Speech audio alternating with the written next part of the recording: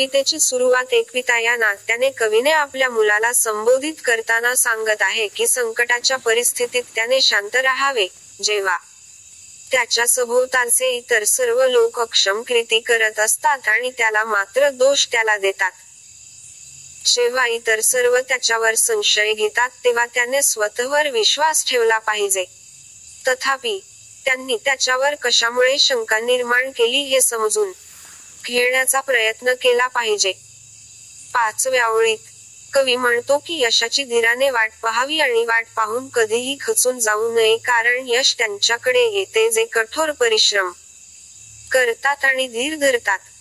पुढे, कवी आपल्या मुलाला सांगतो की इतर लोक त्याला अनेकदा खोटे बोलतात. तथापि, त्याने आपल्या जीवनात कधीही खोटे बोलू नये आणि नेहमी सत्य राहावे. इतर लोक त्याचा तिरस्कार करतील, परंतु त्याने कधीही त्यांचा द्वेष करू नये आणि प्रेम पसरवा. त्यानंतर तो आपल्या मुलाला लोकांकडे दिखावा करू नका किंवा गर्विष्ठ वागू नका तर नम्र राहण्याचा सल्ला देतो. निवेदक आपल्या मुलाला सल्ला देत आहे की उच्च किंवा मोठी स्वप्ने पाहणे चांगले आहे, महत्वाकांक्षा आणि ध्येये आहेत, परंतु त्याने त्याच्या स्वप्नांना त्याच्यावर राज्य करू देऊ नये. त्याने वास्तवाशी असलेला संबंध गमावू नये. जर त्याने त्याच्या भविष्याचा विचार केला आणि त्यासाठी योजना आखल्या तर त्याने फक्त विचार करत बसू नये. त्याला योजनांवर कृती करणे आवश्यक आहे. जर त्याने यश मिळवले किंवा अपयशाला सामोरे जावे लागले तर त्याने त्यांना समान वागणूक दिली पाहिजे. दुसऱ्या स्टॅन्झमधील 3व्या ओळीत, कवी म्हणतो की एखाद्याने विजय आणि आपत्ती भेटले पाहिजे आणि त्या दोन बढाईखोर सारखेच वागवले पाहिजे. लक्षात घ्या की विजय आणि आपत्ती हे पहिले अक्षर कॅपिटल केले आहे. जीवनाच्या या दोन टोकाच्या आहेत.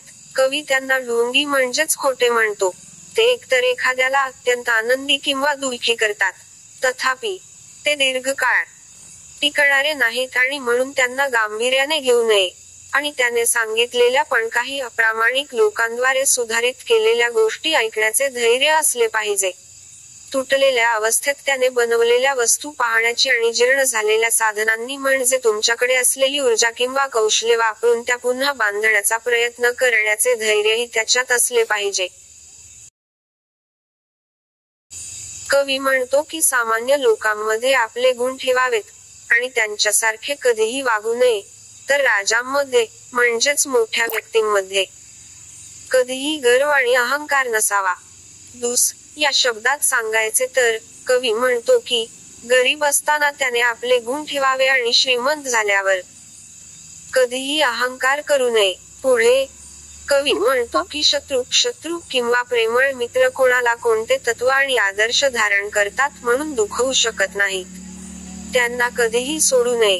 लोक सहसा त्याच्यावर अवलंबून राहतील परंतु त्याने त्यांना कधीही त्याच्यावर पूर्णपणे अवलंबून राहू देऊ नये.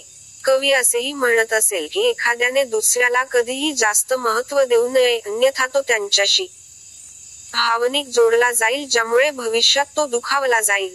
पुढच्या ओळीत कवी वेळेचे महत्त्व सांगतात.